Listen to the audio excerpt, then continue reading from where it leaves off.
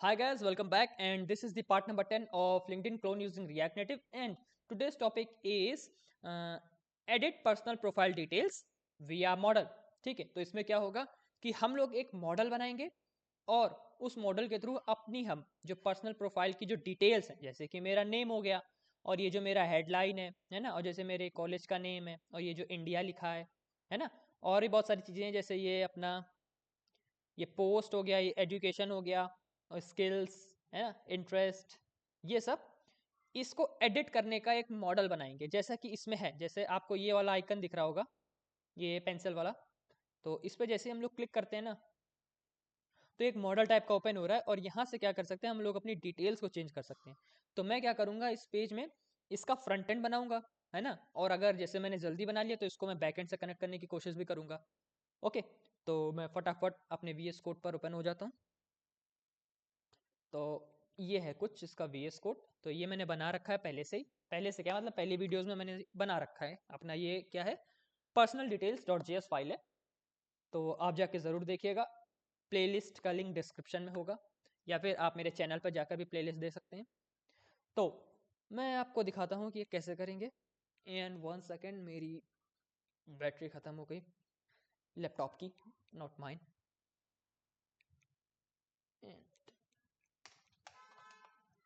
Yes, ठीक है, चलो। तो मैंने क्या देखा कि जैसे ही मैंने इस पेंसिल पे क्लिक किया तो मॉडल ओपन हुआ, और ये मैं पहले वीडियोस बता चुका हूँ कि ये कैसे होगा। तो आप सीक्वेंस में देखेंगे ज़्यादा अच्छा रहेगा, और अगर आप डायरेक्ट यहाँ पर आएँ तो भी ठीक है, कोई बात नहीं, मैं सब कुछ बताता रहता हूँ हर वीडियो में बार बार। तो सबसे पहले मुझे क्या है ना, ये पेंसिल वाली एक आइकन बनानी है। आइकन है, आइकन तरीके का है। तो चलते हैं अपने पेज पर। तो मैंने अभी तक क्या कर लिया है, यहाँ पे मैं अपनी profile image and this is the cover image, ये मैंने दोनों बना दिए हैं, और ये बैकएंड से डेटा आ रहा है, मतलब ये दोनों फोटोज मैंने बैकएंड में सेव कर रखी है ना। तो ये मैंने से डमी फोटो नहीं लगा रखी, बैकएंड में सेव है। ओके, तो इससे पहले वाली जो 2 वीडियोस हैं मैंने उसमें ही समझा रखा है कैसे होगा। तो यहाँ पर हम पेंसिल का एक आइकन लाएंगे, ठीक है, इसके सामने जो प्रशांत अवस्थी है, और ये भी प्रशांत अवस्थी का ये डमी डेटा है, ये ओरिजिनल डेटा नहीं। यहाँ पर देखिए मैंने लिख रखा है बाई मैन्युअली, है ना, ये कहीं से मैंने फेच नहीं किया डेटा। तो सबसे पहले मुझे यहाँ पर एक पेन आइकन चाहिए है, ठीक है। तो इसके सामने चाहिए रहेगा, यानी कि ये जो व्यू है, ये वाला व्यू, इसी के अंदर लिख देते हैं इसे। ठीक, चलो। तो सबसे पहले मैं इंपोर्ट करता हूँ आयोनिकन्स को। Import Ionicons from Expo vector icons, और क्या है कि इसको इंस्टॉल करना पड़ता है ना।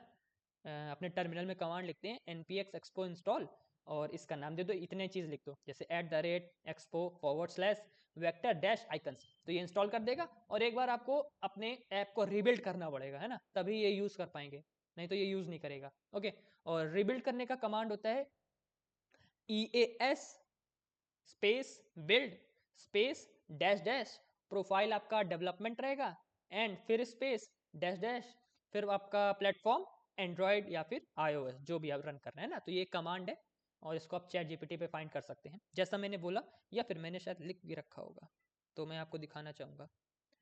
तो हाँ, कुछ ये वाला कमांड है, नहीं ये, ठीक है। तो ये वाला कमांड है ना, और ये पेज कौन सा है,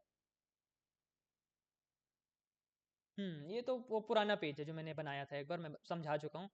ये मैंने समझाने के लिए रखा था, तो इसको मैं यहाँ से हटा देता हूँ। ओके, मैंने सिर्फ पिछली जो वीडियो बनाई थी उसमें मैंने ये समझाया था, तो उसके लिए मैंने वहाँ पे कॉपी कर रखा था इसे।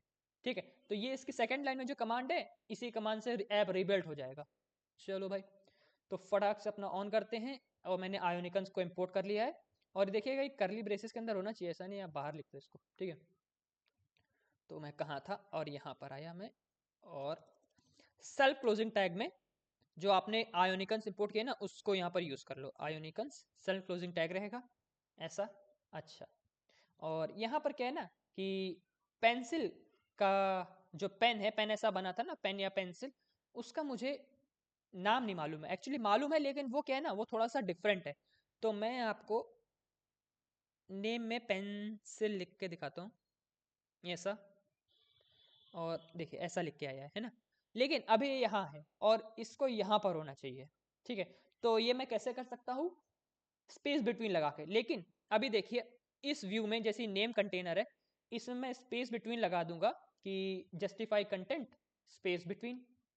इससे क्या होगा, ये प्रशांत अवस्थी आ जाएगा और ही हिम बीच में आ जाएगा और ये पेंसिल किनारे आ जाएगी। मतलब मुझे ही हिम ये वाला और ये जो प्रशांत अवस्थी है, इन दोनों के बीच में स्पेस नहीं चाहिए। मतलब ये दोनों एक साइड होने चाहिए और पेंसिल एक साइड होना चाहिए।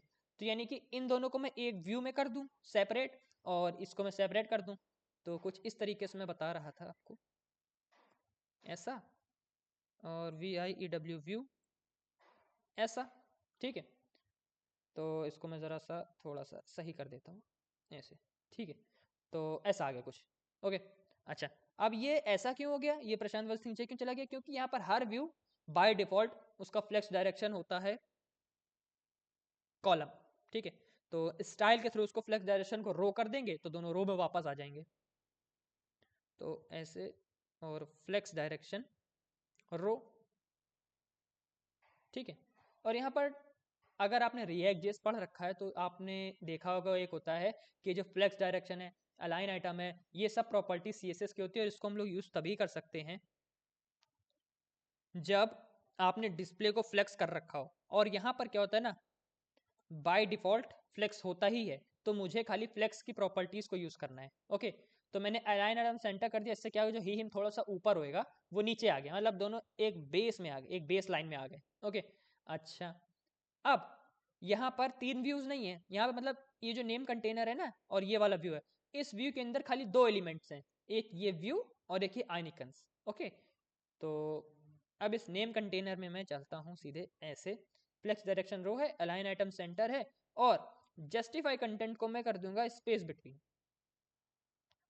स्पेस बिटवीन से क्या होगा कि ये एक किनारे आ जाएगा और ये एक किनारे आ जाएगा, मतलब बीच में पूरा स्पेस रहेगा, है ना। स्पेस बिटवीन मतलब बीच में स्पेस, ऐसा। तो उसके नेम से साउंड हो रहा है ऐसा कुछ, है ना। तो देखिए एक साइड है और वो एक साइड है, बीच में ये स्पेस है इसका, ठीक है, ऐसा कुछ। अच्छा, और ये गैप का कोई यूज नहीं है यहाँ पे, ठीक है।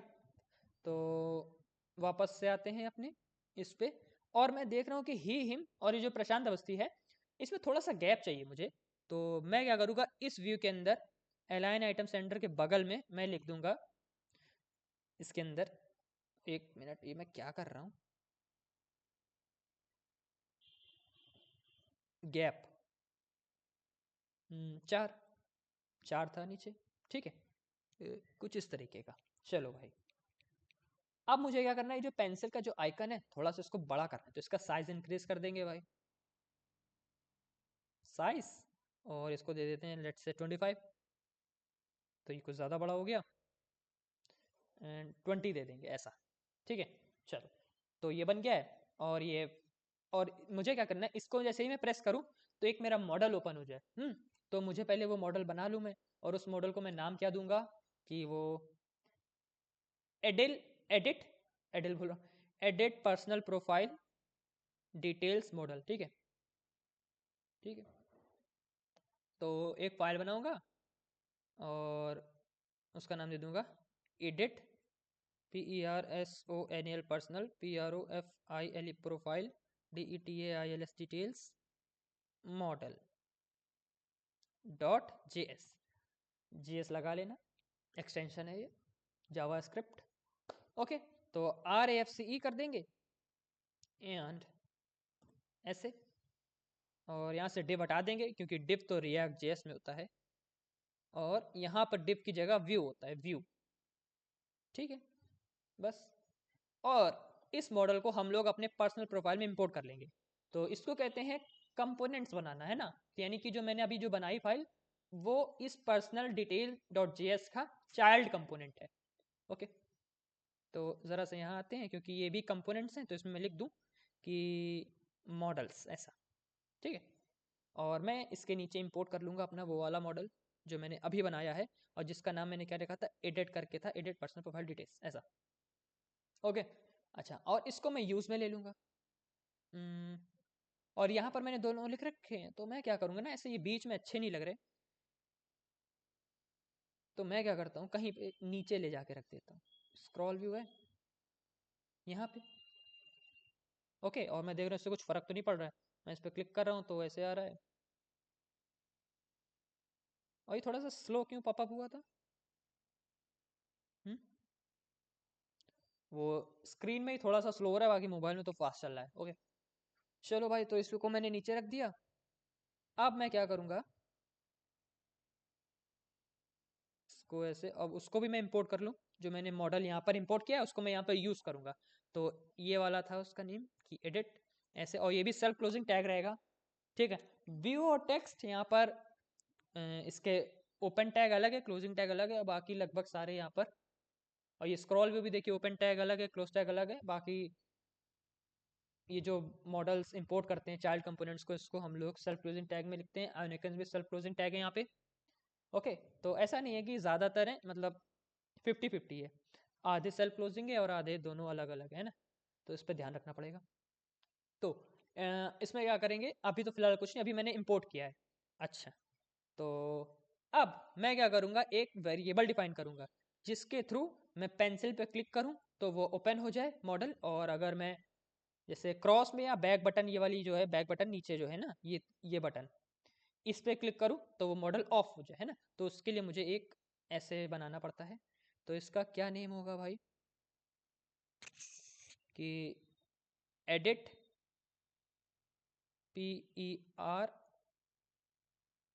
PERSONAL पर्सनल डिटेल्स, DETAILS, और मैंने गलत लिख दिया क्या, डिटेल्स मॉडल, है ना। व्यू लिख देंगे, व्यू VIEW एडिट, ऐसा। ठीक है, और यहाँ पे कर देंगे ऐसे, एंड लिख देंगे सेट व्यू। ओके, और शुरुआत में तो फॉल्स रहेगा, मतलब जैसे पेज ओपन करेंगे तो मुझे अपना मॉडल नहीं देखना है, जब मैं क्लिक करूँ तभी दिखे। ओके, अच्छा, तो चलते हैं और आनिकन से इस पे, एंड क्या करेंगे, ऑन प्रेस कर देंगे, एट्रीब्यूट है इसी के थ्रू। ऑन प्रेस का मतलब है इस पे प्रेस करने पे क्या होना चाहिए। तो अब वो फंक्शन यहाँ पे लिख देंगे भाई कि set view edit personal profile model, personal details model, और इसको कर देंगे ट्रू।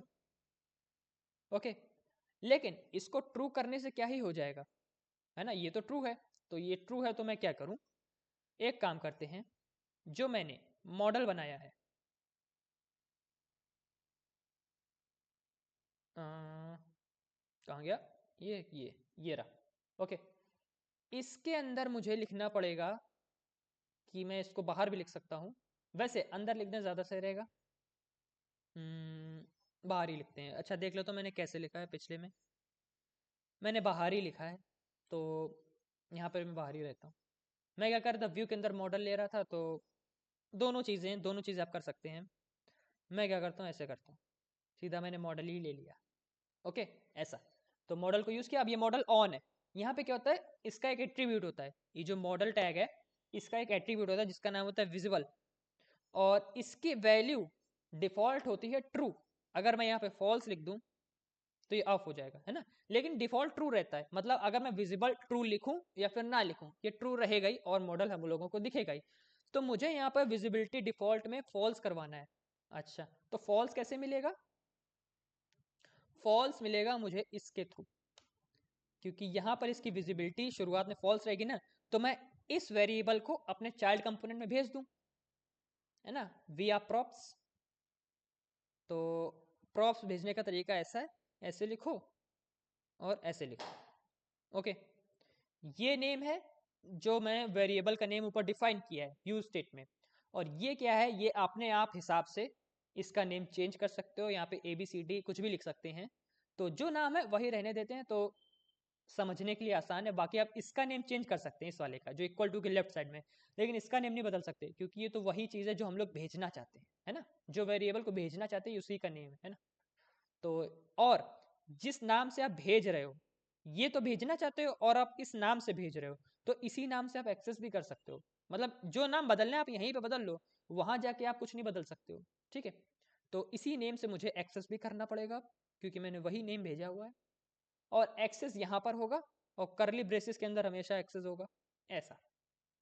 ठीक है, और ये सिंटैक्स एरर दिखा रहा है, ज़रूर मैंने कोई एरर की हो क्योंकि मैंने यहाँ पे कुछ लिखा नहीं है, ऐसा। तो ये वहाँ पर डिफ़ॉल्ट फॉल्स था, तो इसकी वैल्यू यहाँ पर भी आ गई, तो यहाँ पर ये डिफ़ॉल्ट फॉल्स है और यहाँ पर इसका मतलब ये फॉल्स लिख गया आके। ओके, तो विजिबल अभी डिफ़ॉल्ट फॉल्स हो गया। तो ये मैंने कैसे किया, चाइल्ड कंपोनेंट में डेटा भेजा इसकी वजह से। और ये कैसे हो गया ट्रू पता है आपको, क्योंकि मैंने जो शायद इमेज वाला आइकन है ना उसमें एक बार ट्रू लिख दिया था, इसकी वजह से ट्रू हो रहा है।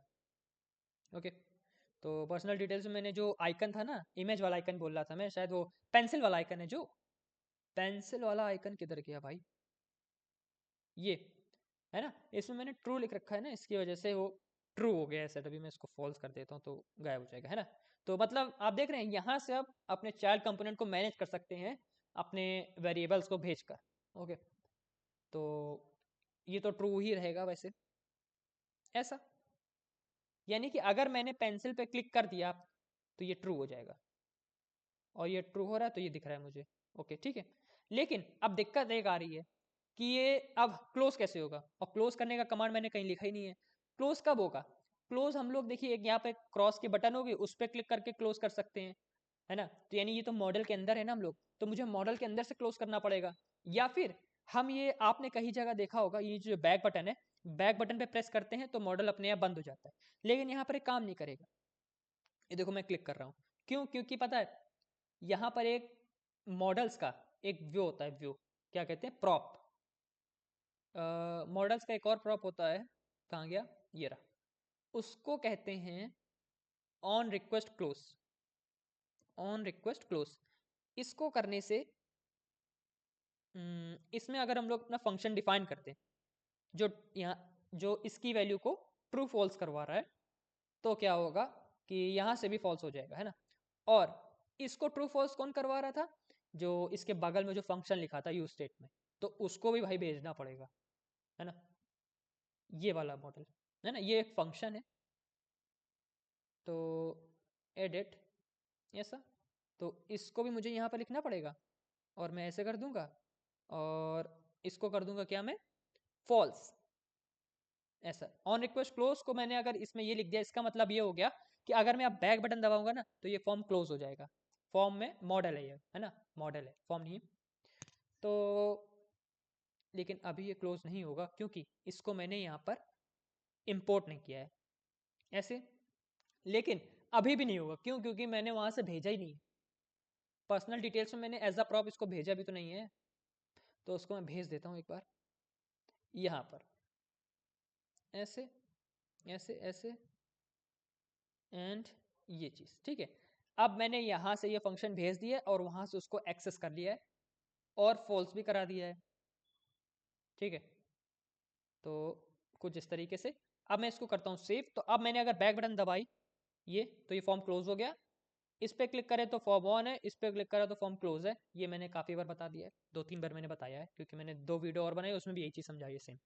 अच्छा, तो अब चलते हैं इसके अंदर, और यहाँ पर भी मुझे आयोनिकन्स की ज़रूरत पड़ेगी, क्योंकि वो जो क्रॉस आइकन है ना वो इसके अंदर बनेगा। तो आयोनिकन्स आयोनिकन्स आयोनिकन्स ऐसा, अच्छा। तो हम्म, क्या होगा,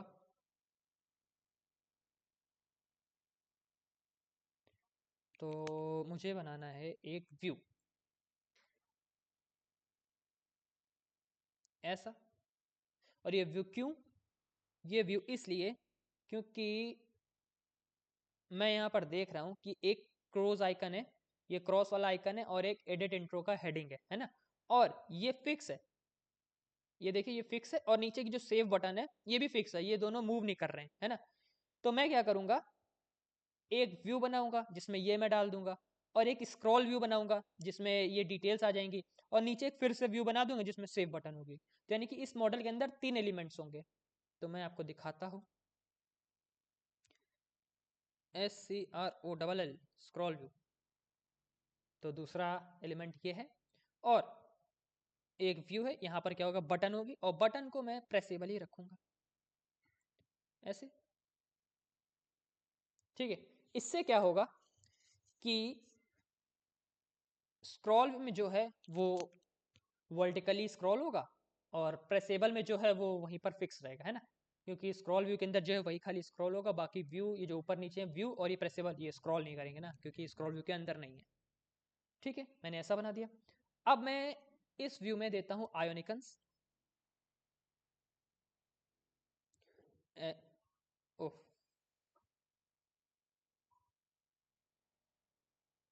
ठीक है, चलो, तो यहाँ पर नेम क्या देंगे भाई?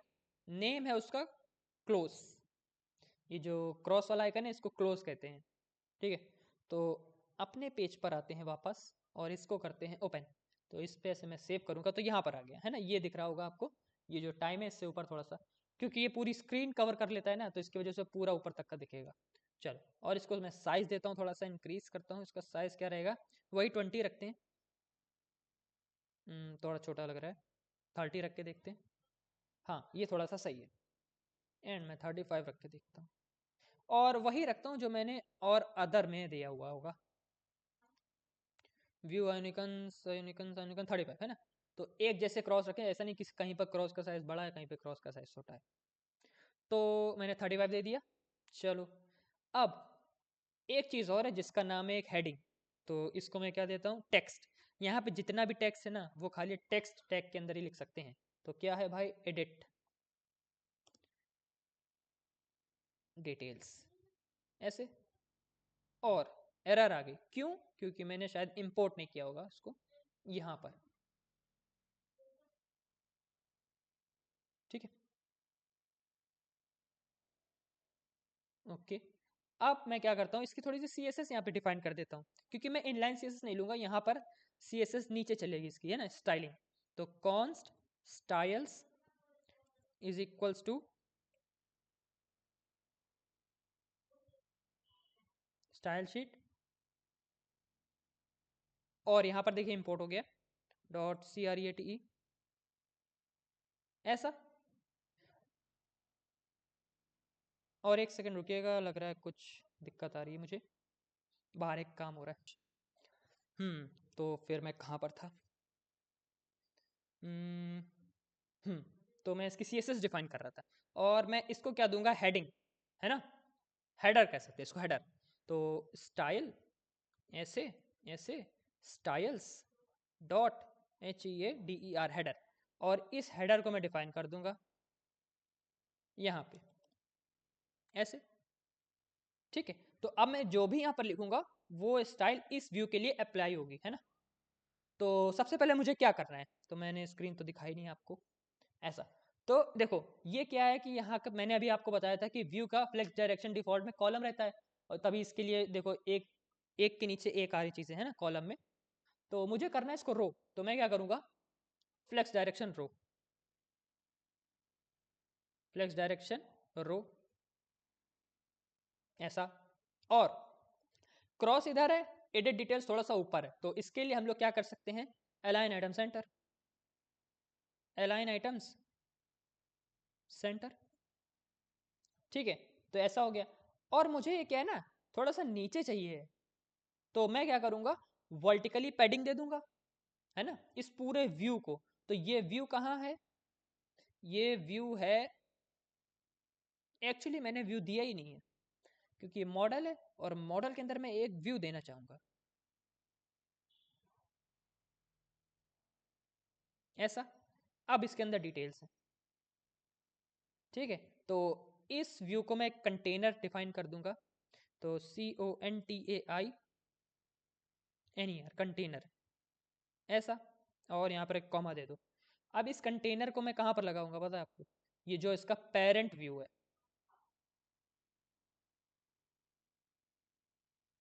ऐसे। और इसको मैं नाम दूंगा कंटेनर, डॉट लिखेंगे तो कंटेनर दिखाएगा, है ना। ठीक है, अब इस कंटेनर में मैं क्या करता हूँ? सबसे पहले तो फ्लेक्स वन कर देता हूँ, यानी कि पूरे स्पेस को ले लेगा वो जितना अभी रिमेनिंग है। और रिमेनिंग क्या है, मतलब पूरा ही ले लेगा इस बार तो वो।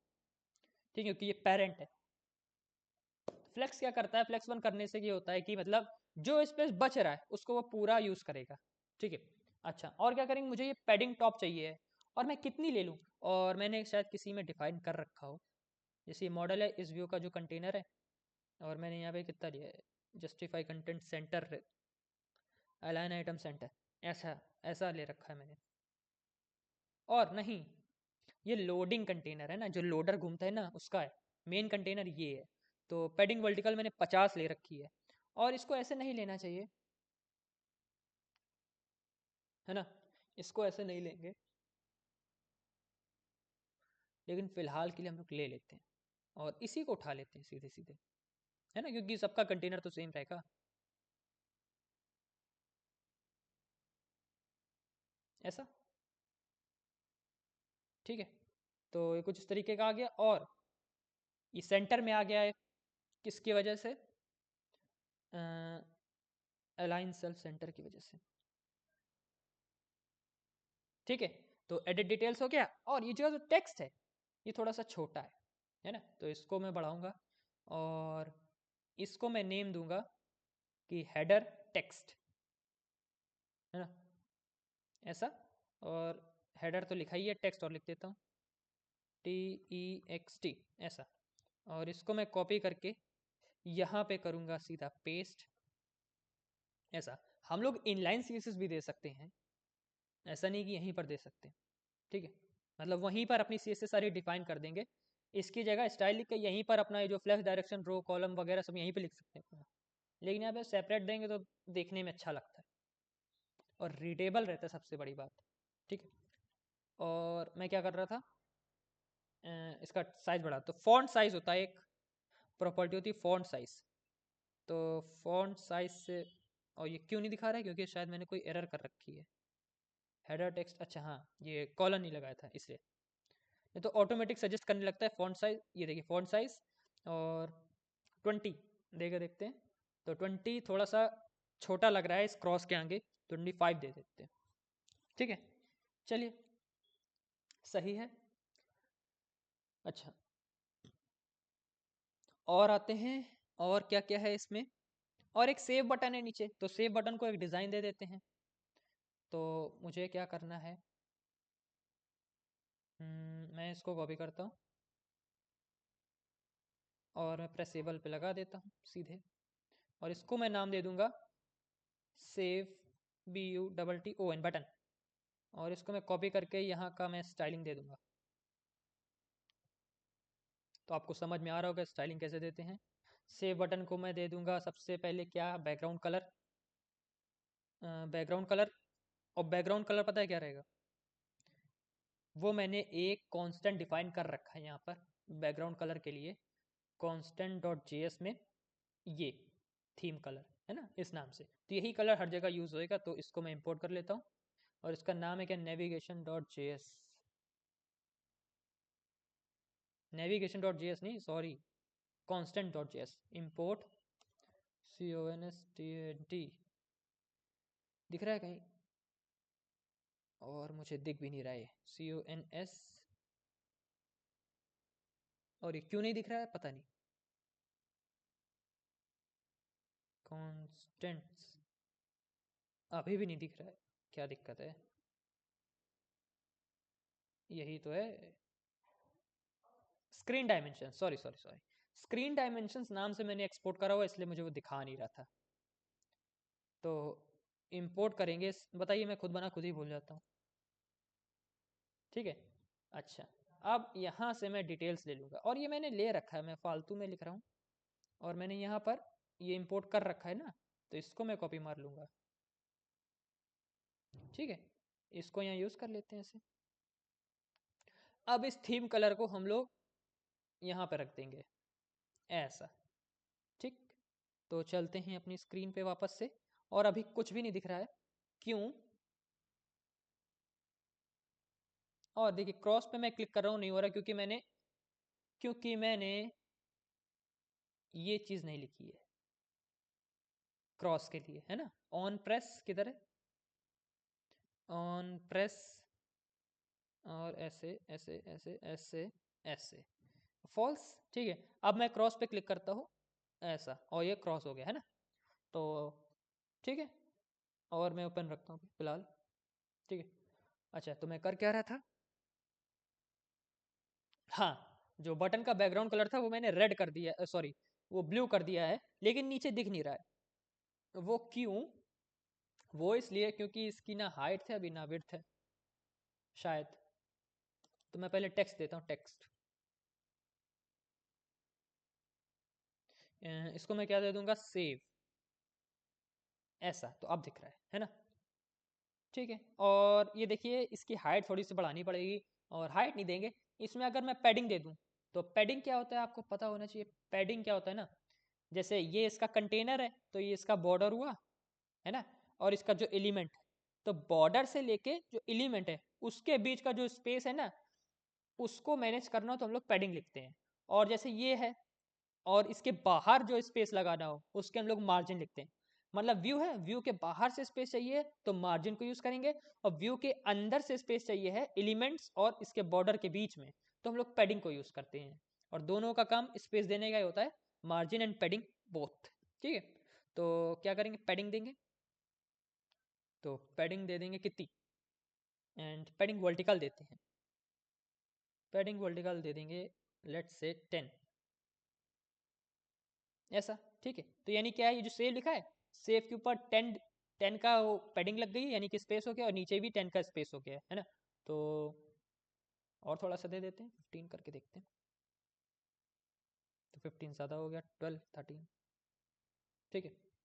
और इसको देखा जाए तो एक हाइट कैसा, यानी जो स्क्रीन है ना, इस स्क्रीन के हाइट के कुछ रेशियो में देना चाहिए ना। तो इसकी हाइट मैंने ले रखी है, ये हाइट है। तो पैडिंग क्या होगी, हाइट का भी मान लीजिए मैं 100% देने पे आ जाऊँ, तो इसकी हाइट का 100% कितना होगा भाई, 0 पॉइंट कितना, 100% तो 1 हो जाएगा ना एक्चुअली। तो 1 से मल्टीप्लाई कर देंगे तो ये पूरे में कवर कर रहा है ना? लेकिन मुझे इसकी हाइट का कितना चाहिए, कितना ले सकते हैं इसकी हाइट का, लेके देखते हैं 10%, तो 0.1। तो तब भी काफ़ी ज़्यादा है, तो 0.05 लेते हैं, यानी कि ये कितना होगा, 5% होगा। अभी भी ज़्यादा है, 0.01 लेके देखते हैं। एंड ये थोड़ा सा छोटा हो गया तो 2 ले लेते हैं। ये ठीक है ना? तो क्या है ना, कभी कभी क्या होता है, छोटा मोबाइल होता है, तो उसमें अगर मैं ये 20 या 25 जो भी लिखता, तो वो स्क्रीन का जो ये सेविंग का बटन है ना, उसका हाइट उतना ही बड़ा रहता है। अब ये क्या है कि हर फोन के हाइट के हिसाब से ये बटन एडजस्ट करेगा अपने आप को। ठीक है, सही है। हम्म, ठीक है, चलो। और इसकी विड्थ क्या होगी, पैडिंग वर्टिकल है, विड्थ देने की जरूरत नहीं क्योंकि पूरी विड्थ कवर कर रहा है। और इसमें क्या करते हैं, ये जो देखो ये सेंटर में है, इसको मैं बीच में लाना चाहता हूँ, तो align item centres and justify content centre. Align items को मैंने कर दिया सेंटर, तो ये बीच में आ गया, और जस्टिफाई कंटेंट को सेंटर करने की जरूरत पड़ी नहीं। ठीक है। और इसका मैं थोड़ा सा कलर बदल दूं, तो सेव बटन का जो टेक्स्ट है, save button and TEXT text. अभी ये डबल ट्रिपल डॉट इसलिए दिखा रहा है क्योंकि ऐसा कुछ है ही नहीं। ठीक है, ऐसा कोई ऑब्जेक्ट नहीं था वहाँ पे। तो अच्छा, आप क्या करेंगे, हाँ, इसमें मैं क्या कर रहा था भाई, फॉन्ट साइज पहले तो बढ़ाता हूँ। फॉन्ट साइज रहेगा 20, थोड़ा सा बढ़ गया, उसका साइज भी बढ़ रहा है ना? क्योंकि वो उसका ये बढ़ा दिया तो मैंने साइज भी बढ़ेगा उसका। और मैं फॉन्ट साइज भी डिफाइन कर दूंगा कांस्टेंट में, जिससे क्या होगा ना, एक जैसा साइज रहेगा सबके पास, तो है ना, एक कंसिस्टेंट सा UI रहना चाहिए हर जगह। ऐसा नहीं यहाँ पे सेव का बटन का साइज थोड़ा छोटा है, कहीं बड़ा है, ऐसा। तो ठीक है। और कलर में बदलता हूँ, कलर बदलने के लिए सीधे कलर लिखते हैं, और जो कलर आपको देना मैं तो वाइट दूंगा, जिसकी स्पेलिंग गलत लिख दी मैंने। ऐसा, ठीक है, चलो। और जैसे ये देखिए शार्प एजेस है ना, तो इसको मैं थोड़ा सा राउंडेड देने के लिए क्या करूँगा, बॉर्डर रेडियस दे दूंगा, बॉर्डर रेडियस। बॉर्डर रेडियस, और मैं कितनी दे दूंगा, इससे कुछ भी दे देते हैं, 5। तो थोड़ा सा कर्व हो गया है। 10 देंगे तो ज़्यादा दिखेगा। और ये क्यों नहीं दिख रहा है वैसे, क्योंकि ये मैंने बटन के अंदर लिख दिया है, और इसको यहाँ नहीं लिख सकते क्योंकि यहाँ पे टेक्स्ट के लिए CSS, यहाँ लिखेंगे तो दिखेगा ऐसा। ठीक है, तो ये अच्छा लग रहा है थोड़ा सा।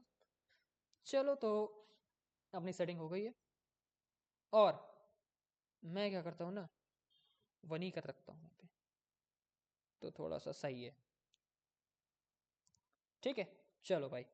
तो अब क्या होगा, ये भी अपनी जगह फिक्स है, ये भी अपनी जगह फिक्स है, और इसके बीच में जो होगा वो स्क्रॉल करेगा।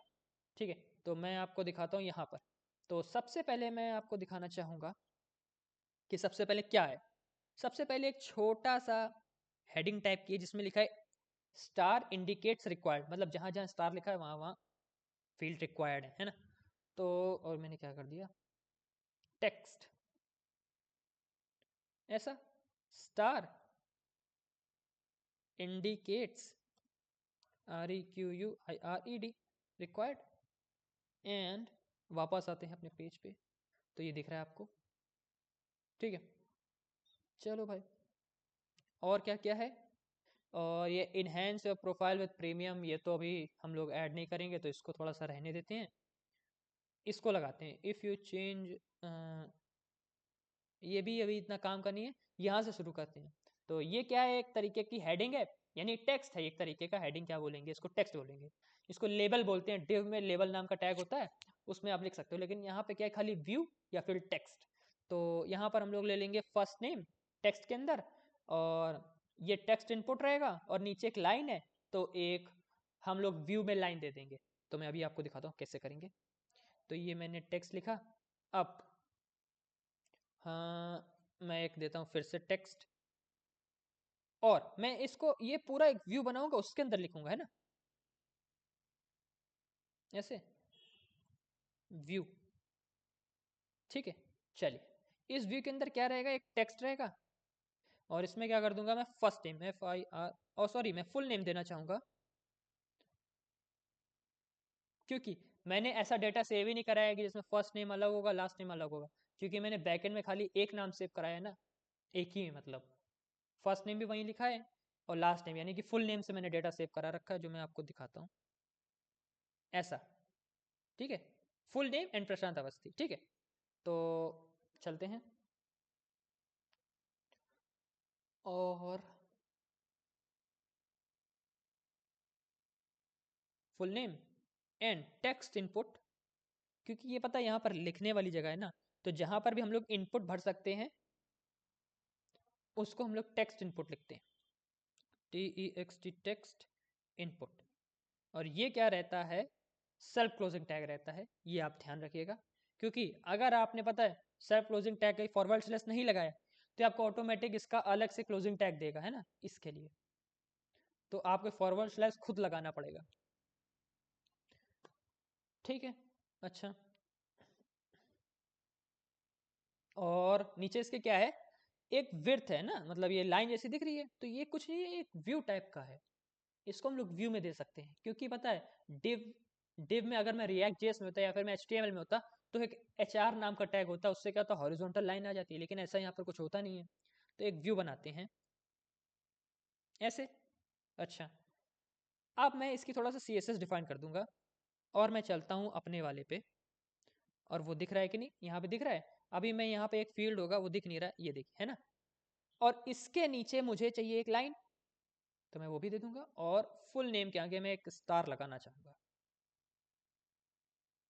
ऐसा। ठीक है, चलिए, तो इस व्यू को क्या नाम दे देंगे, एक ब्लॉक, है ना, तो किधर से ले, इधर से ले लेते हैं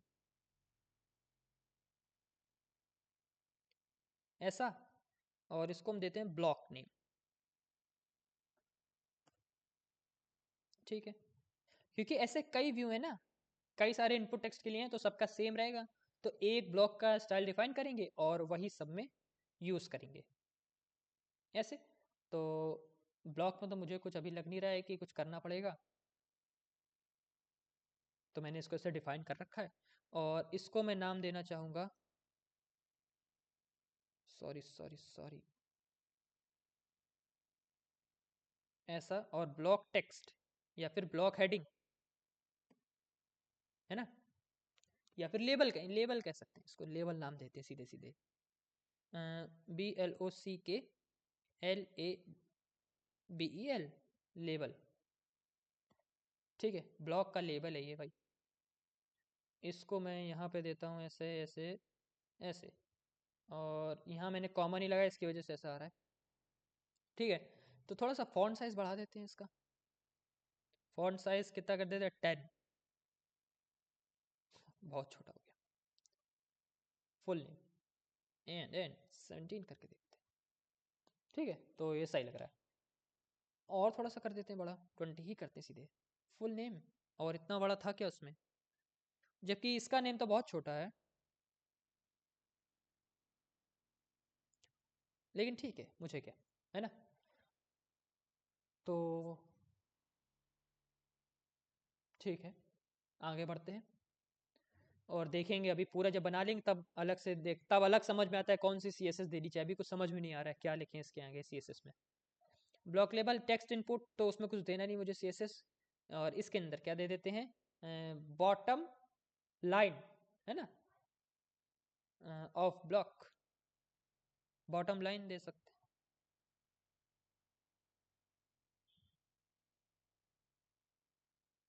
हैं, ब्लॉक लाइन। ठीक है, अच्छा, ओके। इसकी CSS में डिफाइन कर देता हूँ जाके, ऐसा। और इसको मैं क्या दे दूंगा नाम? इसमें देखिए कैसे दे सकते हैं। देखिए ये क्या है, एक तरीके का व्यू है ना, जिसके पास हाइट भी होती है, विड्थ भी होती है, देने के बाद बिना दिए नहीं होती है। तो मैं ऐसा कर सकता हूँ कि एक व्यू दे दिया मैंने, अब इसमें मैं क्या करूंगा? बॉर्डर विड्थ कर दूंगा। अगर मैं बॉर्डर विड्थ या फिर 1 लिख दिया तो क्या होगा? चारों डायरेक्शंस में एक लाइन दे देगा। लेकिन मुझे तो खाली टॉप पे लाइन चाहिए, तो मैं बॉर्डर टॉप विड्थ लिख सकता हूँ, है ना, टॉप विड्थ, ऐसा। और इसको मैं दे दूंगा 1। ठीक है, ऐसा। तो आपको समझ में आ रहा हो? ठीक है, चलो। और मुझे इसका साइज अभी बड़ा ही लग रहा है, तो मैं 18 देना चाहूँगा। ठीक है, एक सेकंड एक सेकंड। तो चलते हैं अपने वापस। तो और मैं कहाँ पर था? ठीक है, एंड हम लोग क्या कर देंगे? मार्जिन दे देंगे। क्या मार्जिन टॉप है और मार्जिन बॉटम है ना। तो क्या कर देंगे? मार्जिन वर्टिकल लिख देंगे, जिससे टॉप पे मार्जिन आ जाएगी और बॉटम पे भी मार्जिन आ जाएगी। तो मैं इस व्यू के, ओ मैं कहाँ था? मैं यहीं पे था, देख रहे हो। मैं उसमें कर रहा हूँ जबकि मुझे इसी में काम करना है। मैं उससे वो टैब चेंज कर रहा था। और मैं क्या कर रहा था? ये जो इसका ब्लॉक है, इसमें दे दूंगा मैं मार्जिन वर्टिकल। मार्जिन वर्टिकल, और लेट से कितना दे दे भाई? इस हाइट का कुछ परसेंट दूंगा मैं, और हाइट, और मैं अपने वापस स्क्रीन पे आ जाता हूँ, ऐसा। और हाइट का कुछ परसेंट देना चाहिए मुझे। ये जैसी बटन दिख रही है, इतना ही दे दें कि इससे थोड़ा ज़्यादा दे दें। और 0.01 है हाइट स्टार, 0.01, ऐसा। तो थोड़ा सा आया है, तो 2 ले लेते हैं, 2। ठीक है, चलिए भाई, अब कुछ नहीं करना है। अब सीधा मैं इस ब्लॉक को दोबारा से कॉपी करूंगा, ऐसे। तो ये दूसरा आ गया। अभी यहाँ पे क्या नेम दे दें भाई? दास नेम चाहिए नहीं मुझे, एडिशनल नेम भी नहीं चाहिए, ये चाहिए नेम प्रोनाउंसिएशन। और ऐड प्रोनाउंसिएशन, इसका क्या यूज़ है? इसका क्या यूज़ है भाई? इसको मैं क्लिक करके देखता हूँ। अलाउ लिंक्डइन रिकॉर्ड ऑडियो, अच्छा। नेम कैसे प्रोनाउंस होगा तो उसको मैं बाद में देखूंगा। तो पहले इसकी हेडिंग है नेम प्रोनाउंसिएशन, तो ये थोड़ा सा चेंज हो गया है। और ये इंपॉर्टेंट है कि नहीं? ये इंपॉर्टेंट नहीं है। तो नेम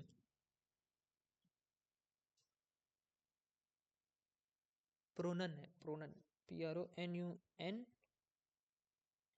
TIA प्रोनाउंसिएशन है, अच्छा, CIATION, ऐसा, ठीक है। और वापस चलते हैं अपने उस पे, तो दिख रहा होगा ऐसा। तो एक ये क्या है ना, ये एक प्रेसेबल टाइप का काम कर रहा है ना, तो वो उसको भी यहाँ पर देना पड़ेगा एक्स्ट्रा में।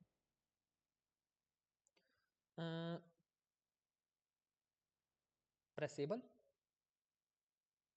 हम लोग टचेबल ओपेसिटी भी लिख सकते हैं, और वो भी बटन का काम करेगा यहाँ पे, लेकिन दोनों फर्क ये है, इस पे क्लिक करेंगे ना तो इसमें जो वो होता है ना, जैसे क्लिक करो तो कलर थोड़ा सा डिम हो जाता है ना, तो ऑटोमेटिक CSS लग जाती है किसमें, टचेबल ओपेसिटी में, है ना, मतलब ओपेसिटी चेंज होती है, इसीलिए उसमें टचेबल ओपेसिटी, मतलब जैसे टच करोगे उसकी ओपेसिटी भी चेंज होगी, तो हम लोग क्या है ना, जब क्लिक करेंगे ना तो दिखने में लगता है कि हाँ मैंने क्लिक किया, ऐसे मैं क्रॉस पे क्लिक करूंगा तो कुछ होता नहीं है, और वर्क करता है, तो ऐसे देखने में नहीं लगता है क्लिक किया कि नहीं किया, है ना, तो वो चीज़ है, काम दोनों का सेम है, तो मैं प्रेसेबल ही लेके चलूंगा। और प्रेसेबल में मैं क्या दूंगा, एक प्लस का साइन, और add name pronunciation, add name pronunciation, CIATION, name pronunciation, and ये फिर से एक सब हेडिंग है, ये ब्लॉक लेबल है, तो ये क्या होगा भाई, सब लेबल इसको नाम दे देंगे।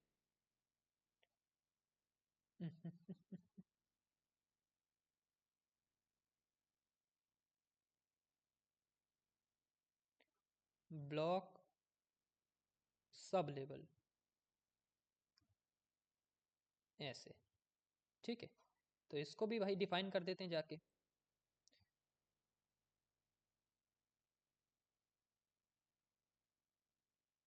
अरे भाई है, देखो ऐसे ही चलता है काम, टाइम वेस्ट होने लगता है कभी कभी तो। हाँ, तो ये ब्लॉक का सब लेवल है, और इसकी स्टाइलिंग पता है कैसी रहेगी, और इसकी स्टाइलिंग चेंज करने की ज़रूरत ही नहीं है मुझे, क्योंकि ये तो सेम है, और देखो कैसे समय बर्बाद होता है मेरा, अब इसको मैं बना बना भी नहीं रहने दे सकता। इसका स्टाइलिंग ब्लॉक लेवल के तो सेम ही में था ना, तो उसको भी वही स्टाइल दे देते हम लोग। अरे यार, ब्लॉक सब लेवल को हम लोग ब्लॉक लेवल का ही स्टाइल देंगे, ऐसा, ठीक है। इसके नीचे ये है, ये तो मेरे पास है पहले से ही, एंड बस, और तो कुछ है नहीं इसमें। और इस बटन को मैं थोड़ा सा स्टाइल देना चाहूँगा, तो तो और ये कंप्लीट होने ही वाला है। प्रेसेबल, प्रेसेबल में मैं इसको क्या दूंगा, ऐड बटन, ऐड बटन,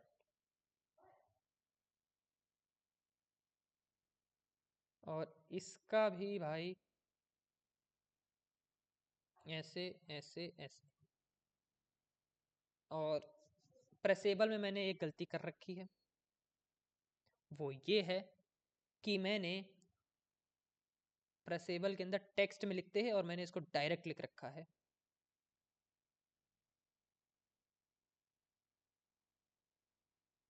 ऐसा, तो ऐड बटन को तो वहाँ नहीं लिखना चाहिए, क्योंकि मुझे इसमें स्टाइल देनी ही नहीं थी, मुझे इसके टेक्स्ट में स्टाइल देना है, ऐसा, तो ऐड बटन टेक्स्ट।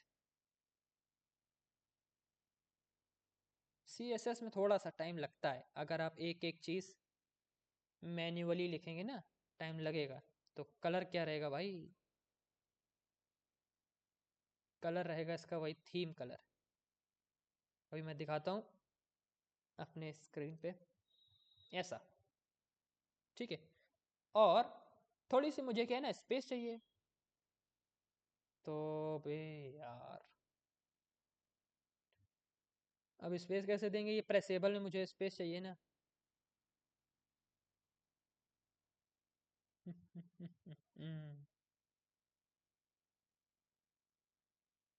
तो ये प्रेसेबल पे स्पेस दे देते हैं, देखते हैं कैसी स्पेस है, ये है, इसमें ऊपर नीचे स्पेस है, और प्रोनाउंस में भी थोड़ी सी स्पेस है, तो गैप दे देते हैं, गैप ज़्यादा सही रहेगा, ये ब्लॉक है, इसमें गैप का काम लगा देते हैं, यहाँ पे गैप, गैप क्या करता है, जितने भी एलिमेंट्स हैं उनके बीच में स्पेस रखता है, ना कि उनसे पहले। एलिमेंट्स के पहले नहीं, यहाँ पे मतलब नहीं। इन जितने एलिमेंट्स हैं ना, जैसे 1 2 3 4 5, तो इनके बीच में स्पेस रहेगा। ओके, चलो तो कितने दे देते हैं, लेट्स से 10, ऐसा। ठीक है, सही है। और इसका थोड़ा सा बढ़ा देते हैं font, font size 8, let's say 20, ऐसा। चलो, तो ठीक लग रहा है देखने में।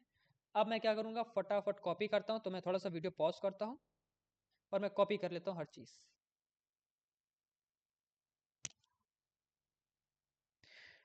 तो कुछ इस तरीके का दिखेगा। ओके, तो फुल नेम है अपना, बाकी सारी डिटेल्स हैं इस तरीके से, है ना। और एक दिक्कत है, जैसे कि आप यहाँ पर देखिएगा एक स्क्रॉल बार है ना, ये शो हो रहा है। और मैं चाहता हूँ ये शो ना हो और स्क्रॉल हो, लेकिन ये शो ना हो। तो मैं क्या करूँगा, एक स्क्रॉल व्यू में प्रॉपर्टी होती है, प्रॉप्स, उसको हम लोग क्या कहते हैं, शो वर्टिकल स्क्रॉल इंडिकेटर। ये डिफ़ॉल्ट ट्रू रहता है, तो इसको हम लोग फॉल्स कर देंगे, ऐसा। तो अब ये देखिए नहीं दिख रहा है ना। और जैसे हॉरिजॉन्टल स्क्रॉल भी होता है कहीं जगह पर, तो हॉरिजॉन्टल स्क्रॉल इंडिकेटर होता है, वो भी ट्रू रहेगा, तो आप उसको भी फॉल्स कर सकते हैं। ओके, तो ये था फ्रंट एंड पार्ट। और मैं इसकी अगली वीडियो में क्या करूँगा, इसका बैकएंड बनाऊँगा और यहाँ से डिटेल्स भेजूँगा और वो बैकएंड में जाके सेव होंगी। तो मिलते हैं आपसे नेक्स्ट वीडियो में, तब तक के लिए टेक केयर।